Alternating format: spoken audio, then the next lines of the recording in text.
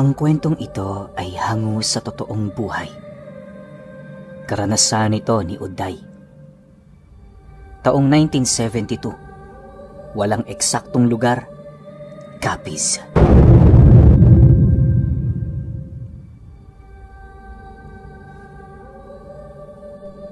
Itong mga panahong ito, kakauwi lang ni Uday sa probinsya ng kanyang mga magulang.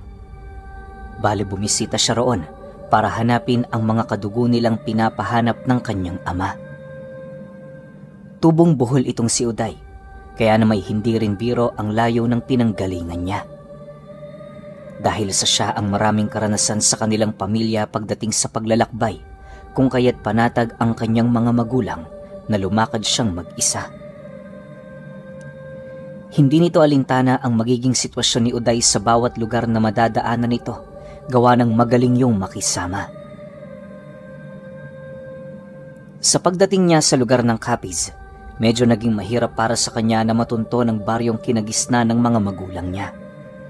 Halos inabot din siya roon ng ilang buwan para lamang matutunan ang dialektong ginagamit ng mga taga roon.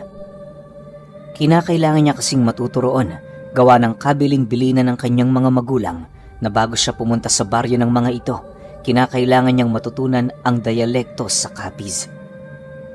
Bagaman hindi alam ni Uday ang rason sa likod nito, pinili niyang sundin yon ng maigi. Sa bawat araw na lumilipas sa tahanan niyang pinagtutuluyan, doon niya nakilala ang iilang mga binatilyong tubong taga roon. Yon ang nagsilbi niyang pamilya sa bayan sa loob ng humigit ilang buwan. Kahit nangungulila na noon itong si Uday, ipinagpatuloy niya pa rin ang nais ng kanyang mga magulang. Pagtungtong noon ng kalagitnaan ng taon, napagtanto niya na handa na siya para tumungo sa baryong kinagisna ng mga ito. Bago siya nagpasyang umalis sa bayan, maigi naman siyang nagtanong-tanong sa mga magsasakang gumagalugad sa mga kabundukan. Alam kasi ni Uday, ang mga taong yon ang merong malawak na kaalaman pagdating sa liblib na baryo na kanyang pupuntahan. Isang araw, habang naghahanda siya ng kanyang mga gamit, meron siyang nasipat na grupo ng mga magsasakang patungo sa bundok. Pagsilay niyang papaalis na ang mga ito, agad naman niya yung nilapitan habang pabulong na nagtatanong dito ng,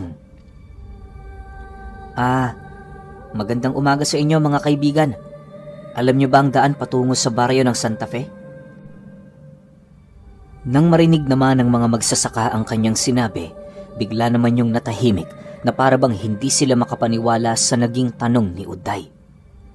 Halos inabot din sila ng ilang minutong pakikiramdam sa bawat isa hanggang sa dumating ang puntong lumapit sa kanya ang pinakamatanda sa grupo habang pabulong ding sumasagot ng, "Hindi namin yan alam. Tsaka hindi namin dito pinag-uusapan ang baryong yan. Taga saan ka ba? Bakit ka dyan pupunta?" Matapos naman itong makapagsalita, agad naman siya nitong nilayuan ng walang kahit na ano pang sinasabi. Si Uday naman noon, gulat na gulat, gawa ng bakit gano'n na lamang ang naging sagot ng magsasaka sa kanya. Inaakala niya kasing ordinaryong baryo lang yon, pero tila bang may kung anong kilabot ang bumabalot dito. Nang wala na siya noong pagpipilian, sinubukan niya ding magtanong-tanong sa lugar na kanyang kinaroroonan hanggang sa maituro siya ng mga taong kanyang pinagtanungan sa bahay ng isang albularyo.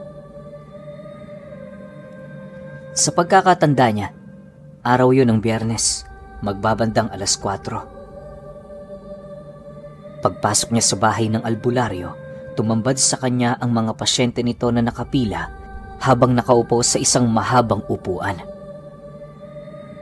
Kahit wala siya noong iniindang karamdaman, matyaga siyang naghintay hanggang sa dumating na ang kanyang punto. Pagpasok niya sa silid ng albularyo, tumambad sa kanya ang isang matandang babae na merong nginunguyang luya. Pag-upo niya sa harap nito, agad naman siya nitong tinanong kung ano ba ang karamdaman niya. Nang marinig naman yon ni Uday, hindi na din siya nag-alangan na ilahad roon ang mga bagay na nais niyang malaman. Sa pagrinig ng matanda sa baryong nais niyang puntahan, wala itong ibang ginawa kundi ang mag-usal sa paligid. Matapos yan, muli yung napasilay sa kanya habang nagwiwika ng, "Baryo ng Santa Fe ba ka mo? Ano naman ang gagawin mo ron, iho? Alam mo ba kung anong mga nilalang na namumugad sa baryong pupuntahan mo?" Nagbigay din ng paalala ang matanda sa kanya na kapag sinubukan niya doong pumunta, maaaring hindi na siya makabalik pa. Tapatan nitong inilahad sa kanya na ang baryo ng Santa Fe binubuo ng iba't ibang uri ng mga nilalang na nasa panig ng kaliwa. Aswang, manananggal, sigbin, mambabarang, mangkukulam at kung ano-ano pa na nagbibigay ng karamdaman at nananalasa sa mga ordinaryong tao. Mariin din itong inilahad sa kanya, hindi biro ang kanyang maaaring daanan, mapuntahan lamang ang lugar na yon. Ayon din sa matanda, kokonti lamang ang nakakaalam sa baryong yon sa kadahilanang nadiskubre lamang nila ito noong panahon ng digmaan. Sa kwento ng matanda, ang unang nakaalam sa baryo ay ang isang pamilyang pilit lumilikas sa bayan. Kung saan-saang parte na ng Capiz napadpad ang mga ito hanggang sa marating nila ang isang paanan ng bundok kung saan merong mga nakatayong tipak ng bato sa bukana. Pagpasok nila roon, biglang bumaba ang ulap at kasabay nito ang mabilisang pagdilim ng paligid. Sa isang iglap, bumungad sa kanila ang napakaraming kubong nakatayo kung saan merong mga taong halos hindi nila mabilang dahil sa dami. Inakala ng padre de pamilya na normal lang ang lahat pero nang biglang sunggaba ng isang panauhin ng bunso nitong anak, napakaripas na lamang yon ng takbo papalayo. Iniwan nito ang kanyang pamilya dala ng takot niya sa mga nilalang na yon. Sa pagbalik nito sa bayan, tanging ang albularyo lamang niyang kaibigan ang kanyang pinagsabihan. Yon ang dahilan kung bakit bibihira lamang ang nakakaalam sa baryo at pawang purong matatanda lang din.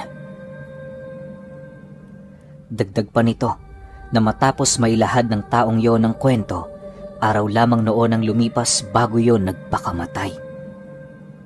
Magmula noon, may mangilan-ngilan ng antingero sa kanilang lugar ang nakatunog ng tungkol sa baryo.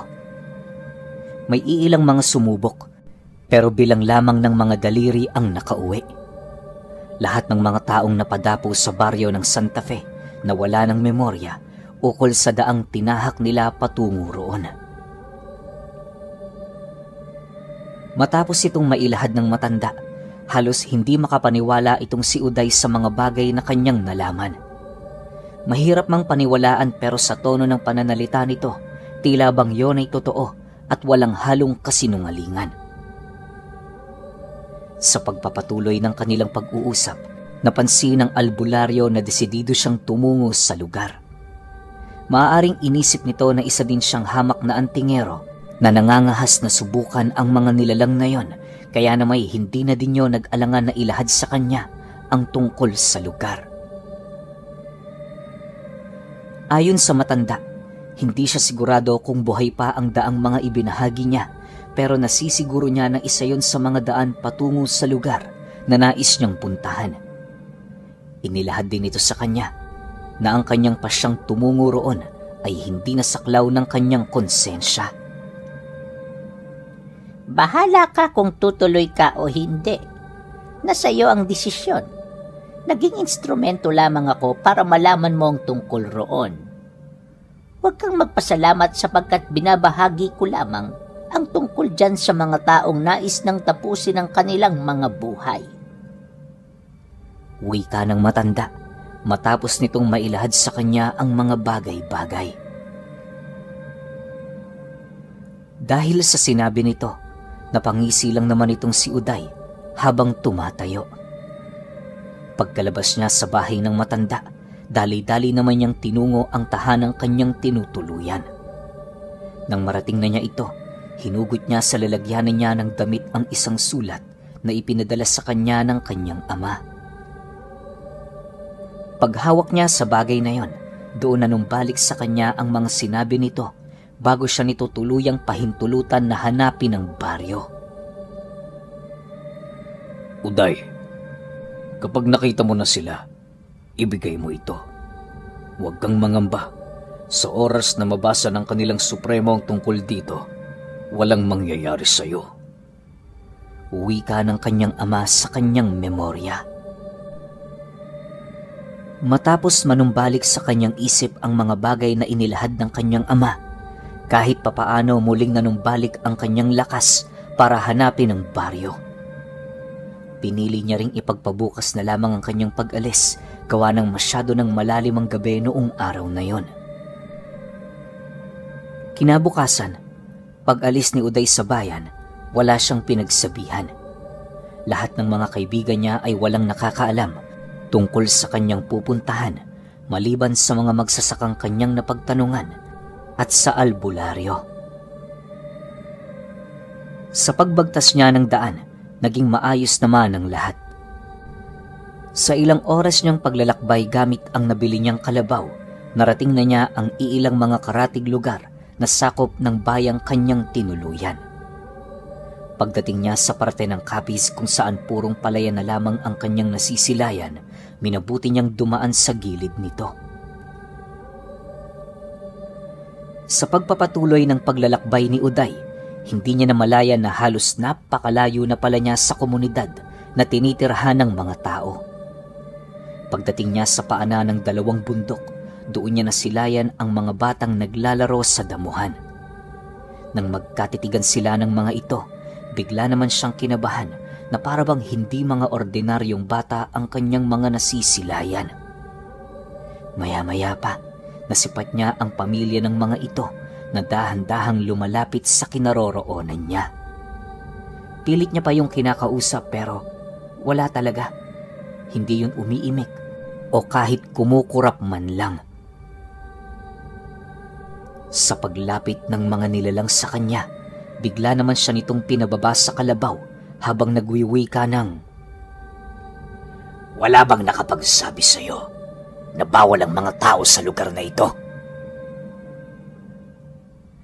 Matapos nitong makapagsalita, bigla namang napaluhod itong si Uday sa lupa nang pagtulungan siya ng dalawa nitong kasama.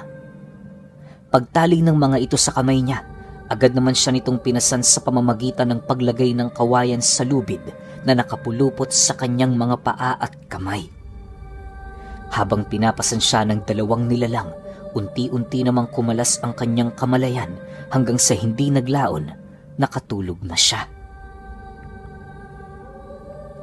Pagmulat ng kanyang mga mata, tumambad sa kanya ang kakaibang paligid na animoy unang beses pa lamang niyang makita. Ayon kay Uday, na noong mga panahong nagising siya sa lugar na yon, nadatnan niya ang kanyang sarili sa loob ng isang kubo kung saan maraming mga nakasampay na balat ng tao. Buo ang balat na yon, kaya na may hindi yun naging mahirap para sa kanya na matukoy. Maya-maya pa, nag-umpisa na din siyang makaamoy ng hindi maipaliwanag na baho na halos ikausog na ng lalamunan niya. Sinusubukan niya pa noong pigilan ang kanyang paghinga pero sa tuwing humihigop siya ng hangin gamit ang kanyang bunganga, tila bang nalalasahan niya ang nabubulok na karne na naroon sa paligid. Nang hindi na niya makayanan ang kanyang nararamdaman, mayat maya naman ang kanyang pagsusuka hanggang sa hindi naglaon merong isang lalaking pumasok sa kinaroroonan niyang silid. Pagsilay ni Uday sa nilalang na yon, napansin niyang wala yung damit pang itaas. Noong una, ordinaryong tao lamang ang paningin niya rito pero pagsilay niya sa katawan nito, tanging pagsigaw na lamang ang kanyang nagawa nang masipat niya ang napakalaki nitong butas sa tiyan. Napakarami ring uod ng sistema nito na parabang ordinaryo na yon sa taong yon. Ang labis pa noong ikinatakot ni Uday ay ang pakiramdam na parabang hindi humihinga ang nilalang. Makalipas lamang ang ilang minuto, puwersahan naman siya nitong kinaladkad papalabas ng kubo. Habang dinadarag siya nito sa lupa, doon niya nasilayan ang mga bagay na inilahad sa kanya ng albularyo. Dahil sa pangyayaring yon, si Uday na mismo ang nagkumpirma na naroon na nga siya sa baryo ng Santa Fe. Maya-maya pa, pagdating nila sa gitna ng baryo kung saan naroon ang iilang mga kumukulong kawa, doon na siya naglakas ng loob na kausapin ng nilalang. Kahit napakahigpit ng mga taling nakapulupot sa kanyang kamay, puwersahan niya yung kinontra hanggang sa nakuha na niya ang liham na ipinadala ng kanyang ama. Sa isip-isip noon ni Uday, yun na lamang ang kanyang pag-asa para hindi mamatay sa baryo. Nang masipat naman ito ng nilalang, bigla yung napatigil sa ginagawa nito sa kanya. Dahan-dahan itong kinuha ang sulat na lumabas sa kanyang bulsa habang nananatiling nag-aangil. Maya-maya pa, biglang umalulong ng napakalakas ang nilalang na yon at kasabay nito ang pagsilabasan ng iilan nitong mga kasama. Sa paglibot ng mga nilalang na yon sa kanila, nasipat ni Uday ang supremo ng baryo ng Santa Fe. Pagramdam niyang yun na ang taong hinahanap ng kanyang ama, agad naman siyang nagwika dito ng, Yan ang sulat na galing sa ama kong si Lito.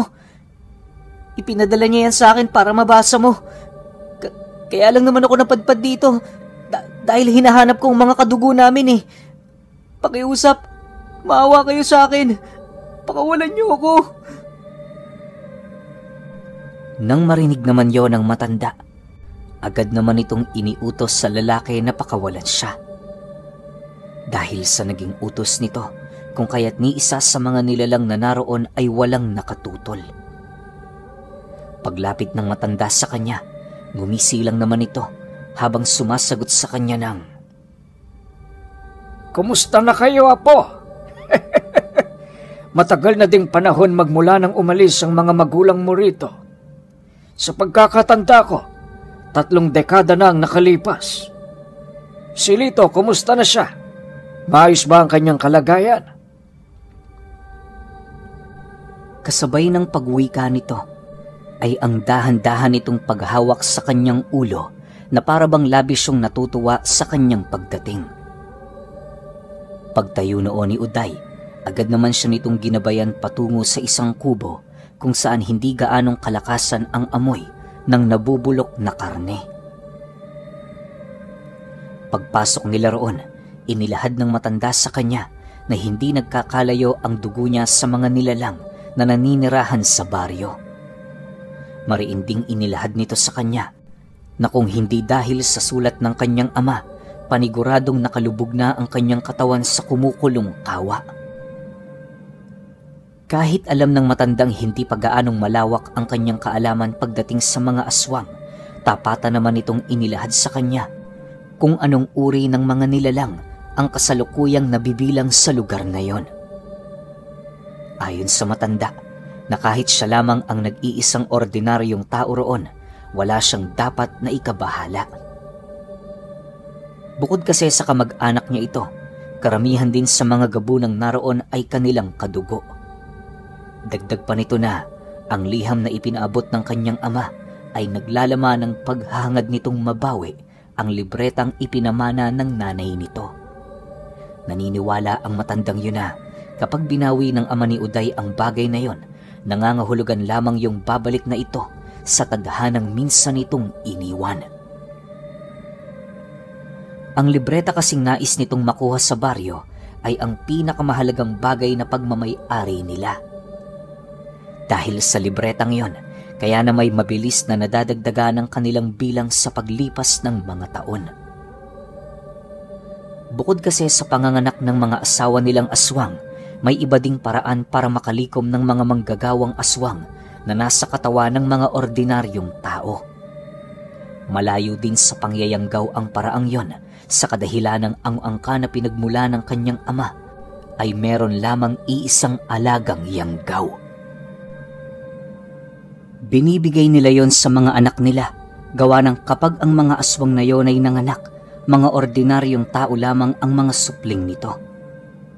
Pasensya na kayo, Hindi ko maaaring maibahagi ang pangalan ng angka ng ama ni Uday sa kadahilan ng palihim na naninirahan ang iilan sa mga kalahi nila sa mga komunidad ng tao.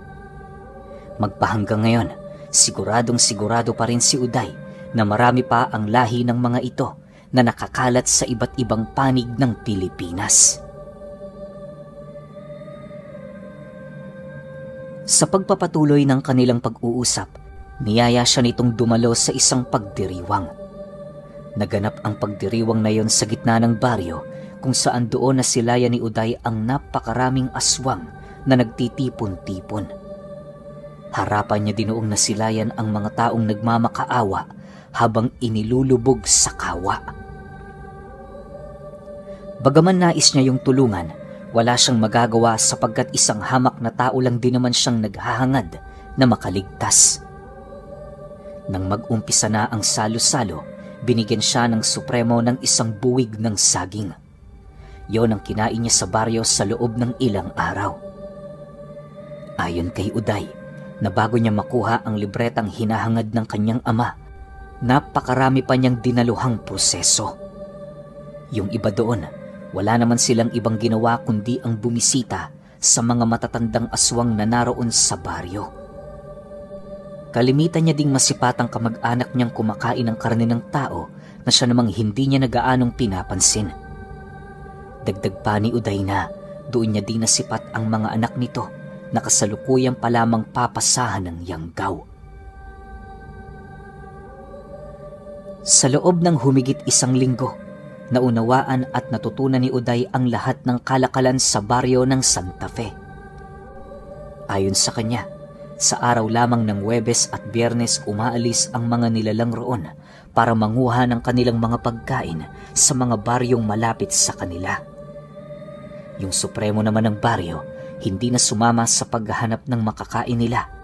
Gawa ng tungkulin nito na panatilihing nasa maayos na kalagayan ang mga taong natipuhan nila bilang maging kasapi ng kanilang pamilya. Dagdag pa ni Uday na ang mga mangkukulam sa lugar na yon ay malayang nagagawa ang kanilang mga nais. Yung mga sigbi naman, animoy mga ordinaryong aso na gumagala kahit saan. Sa pag-abot ng kanyang kamag-anak sa libreta, inabisuhan siya nitong sa katapusan na ng buwan umalis sa kanilang lugar. Bukod kasi sa marami pa sila doong gagawin, nais ding ipakita ng tiyuhin niya sa kanya kung papaano nila kinakatay ang mga tao bilang pagkain ng kanilang pamilya. Dahil sa sinabi nito, kaya na may walang nagawa itong si Uday kundi ang sumang-ayon. Bagaman 2 linggo pa lamang noon ng buwan, pilit siyang nagpakatatag upang malampasan ang pagsubok. Sa paglipas pa ng mga araw, halos nawalan siya ng bait dahil sa mga brutal na kaganapang kanyang nasaksihan. Nasanay na din siya sa amoy ng paligid at nakaya niya na ding matulog ng 1 oras lamang sa bawat gabing dumaraan. Sa pagdating ng araw ng kanyang pag-alis sa baryo, sinabayan siya ng iilang mga aswang para masiguro na makakarating siya sa sakayan ng barko sa lalong madaling panahon. Si Uday noon, animoy naglalakad lamang sa daan na parabang wala ng wisyo. Sa katunayan, bumalik lamang ang kanyang sarili nang makadungka na sila sa isla ng Bohol. Pagbaba niya sa kanyang sinasakyan, agad naman siyang sinalubong ng kanilang mga kakilala at dinala pabalik sa bahay nila. Magmula noon, unti-unti nang nagbago ang pag-uugali nitong si Uday. Yung ama niya, habang tumatagal na nahahawakan ng libreta, mas lalo yung lumalakas nang sa hindi maipaliwanag na dahilan. Lumipas pa ang mga taon, napag-alaman na lamang noon ni Uday na bumalik na sa baryo ng Santa Fe ang kanyang ama at ang 2 nilang nakababatang kapatid. Hindi na nila yon ninais pang sundan sa takot ni Uday na baka doon na siya tumanda sa lugar na yon. Pero alam niyo ba, na kahit ilang dekada pa man ang lumipas, naniniwala itong si Uday na ang mga magulang niya at ang mga kapatid niya ay patuloy pa ring namumuhay sa pinakadelikadong baryo sa Capiz. Like, share, and subscribe.